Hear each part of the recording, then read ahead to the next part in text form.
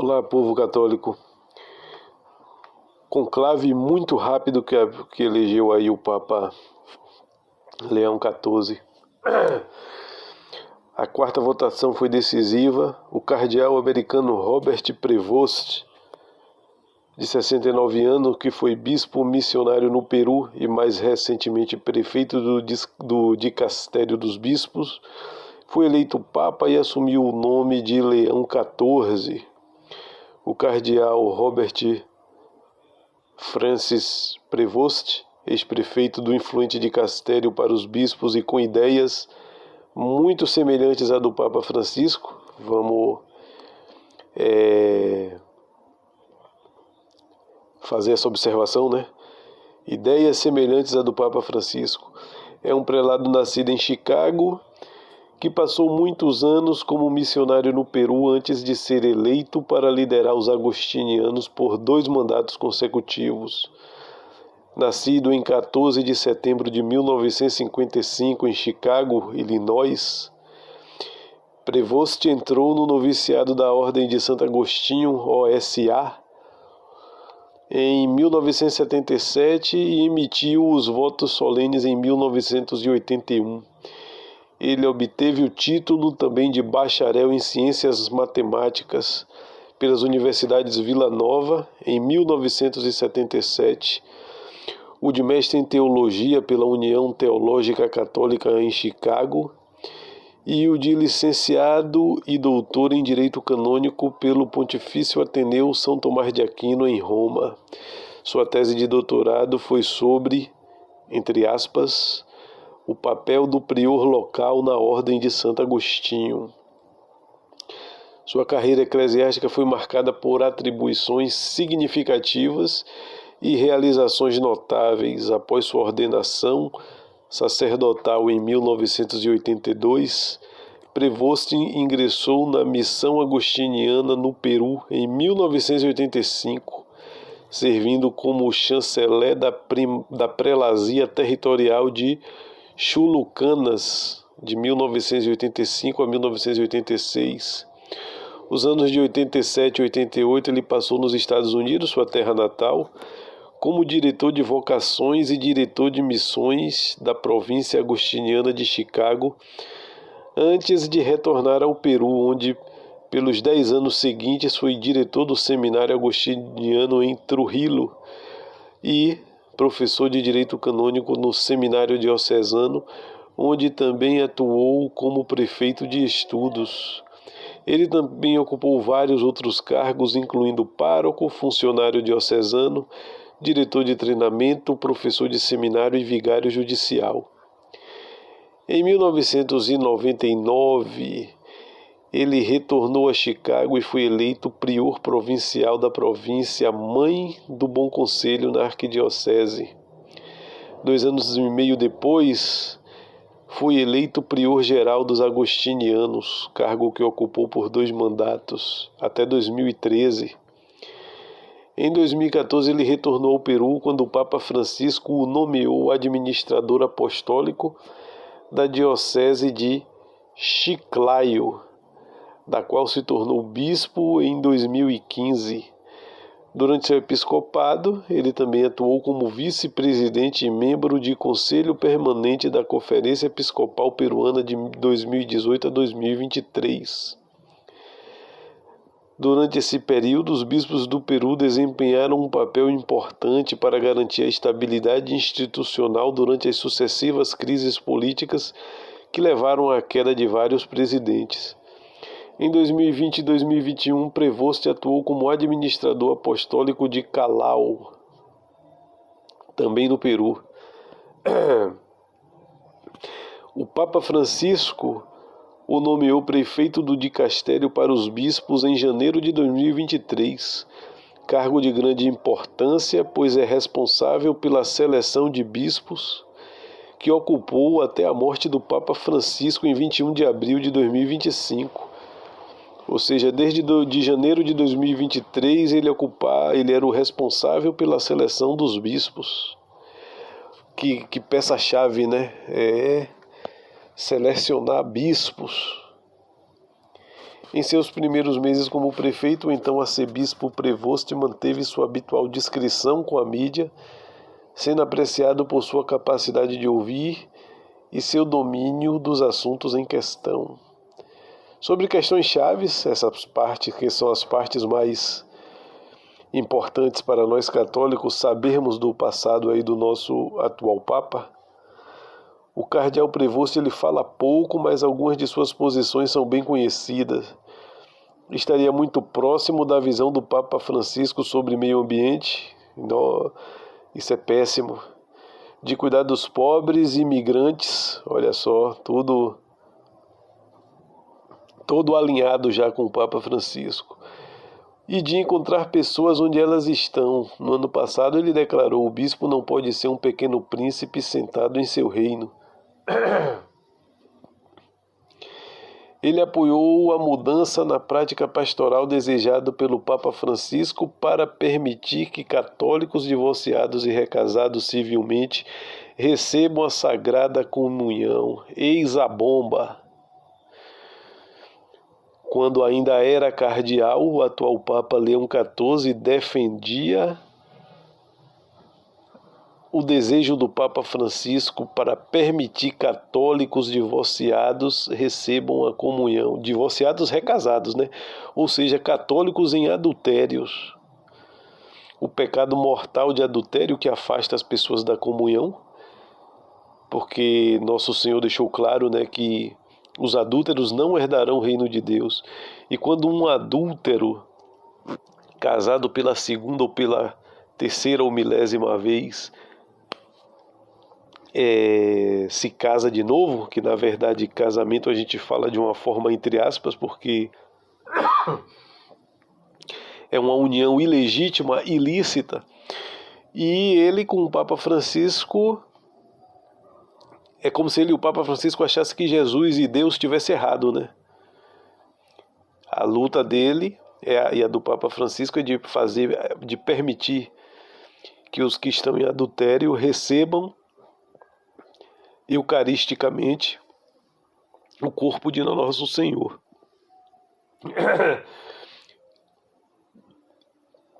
Ou seja, juntamente com Francisco, ele defende o sacrilégio, ou seja, o suposto casal, além de cometer o pecado grave do adultério, quando recebe a Eucaristia, que é o que deseja, desculpem, que era o que desejava o cardeal Prevost, atual Papa Leão XIV, defendia a mesma ideia do antigo, do Papa falecido Francisco. Eles parece que não se contentavam só em defender o pecado do adultério, né? Como parece que ele defende que o casal ainda comungue, que receba o corpo de Cristo em estado de pecado mortal. O que diz São Paulo, né? Quem recebe o corpo de Cristo em sacrilégio está buscando a própria condenação. Que terror essa posição aí, lamentável e deplorável. Os pastores defendendo a própria condenação dos fiéis. Olha que nível chegamos. Prevost parece um pouco menos favorável do que Francisco. Olha só, menos favorável. Ou seja, mas é favorável também, né? Só que menos.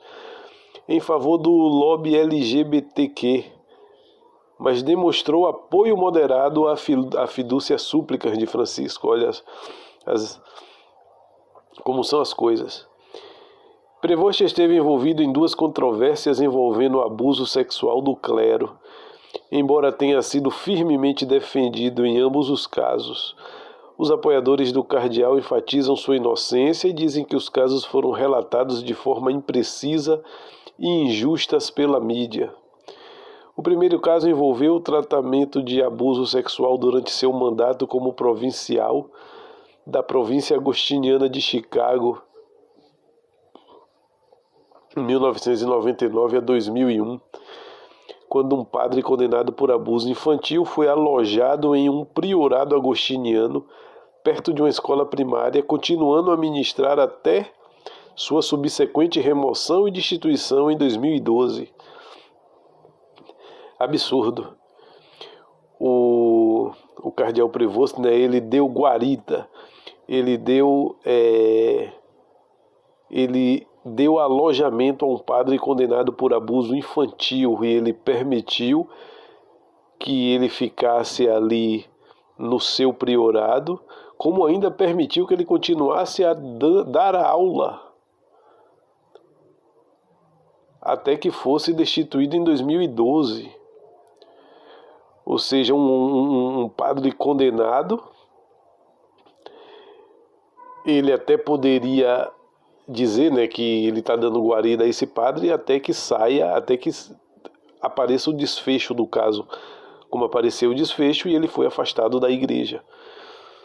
Mas não, ele permitiu ainda que esse padre, ele não só deu cobertura, ele deu guarita a esse padre, como ele ainda também permitiu que ele continuasse dando aula até vir o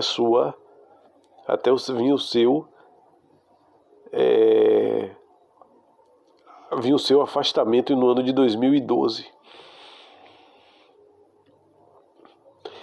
Mais recentemente surgiram questões sobre o conhecimento e a forma como Prevost lidou com as alegações de abuso em sua antiga diocese em Chiclayo, no Peru. Em abril de 2022, durante seu episcopado, 2 padres foram acusados de molestar 3 meninas. O caso gerou frustração entre os fiéis locais, devido ao ritmo lento da investigação e à falta de uma resolução clara. Alguns acusadores argumentaram que Prevost não investigou adequadamente e encobriu os padres acusados, mas a diocese negou veementemente, dizendo que seguiu os procedimentos adequados. Temos que levar em consideração que a mídia também, né, sempre vai fazer um alarde que muitas vezes pode ser até maior do que o próprio caso. Mas são acontecimentos que, infelizmente, ocorreram. Também não vamos negar aqui a história por inteiro. Foi declarado que Prevost recebeu pessoalmente as vítimas, iniciou uma investigação canônica preliminar e encorajou as vítimas a recorrerem às autoridades civis.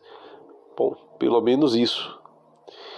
Em julho de 2022, Prevost enviou os resultados da investigação ao Dicastério para a Doutrina da Fé para revisão. Seus apoiadores apontam que ele tem documentos da DDF, Declaração da Doutrina Dicastério da Doutrina da Fé, e da Nunciatura Apostólica no Peru, que comprovam não apenas sua atenção às supostas vítimas, mas também o cumprimento integral dos procedimentos estabelecidos pelo direito canônico. Entretanto, em maio de 2025, surgiram alegações de que a diocese havia pago $150 mil às 3 meninas para silenciá-las, descritas como críticas públicas de longa data de Prevost. As meninas supostamente culparam Prevost por encobrir abusos sexuais nas mãos do padre. Então já existe aí todo esse escândalo, até coisas até recentes, né, de 2022, foi coisas de 3 anos atrás, coisas assim que não estão muito distantes do ano da eleição de Prevost como Papa Leão XIV. As alegações relatadas pela Info Vaticana, a Info Vaticana é um canal de língua espanhola, descreveram o escândalo peruano, o assunto de uma reportagem de televisão nacional que inclui uma entrevista com as meninas no outono passado, como entre aspas, a pedra no sapato do cardeal Prevost. Um documentário que saiu na televisão peruana mostrando esses casos.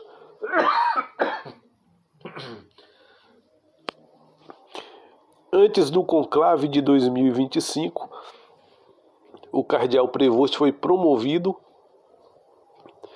como um possível candidato de compromisso caso os principais não consigam garantir os votos necessários.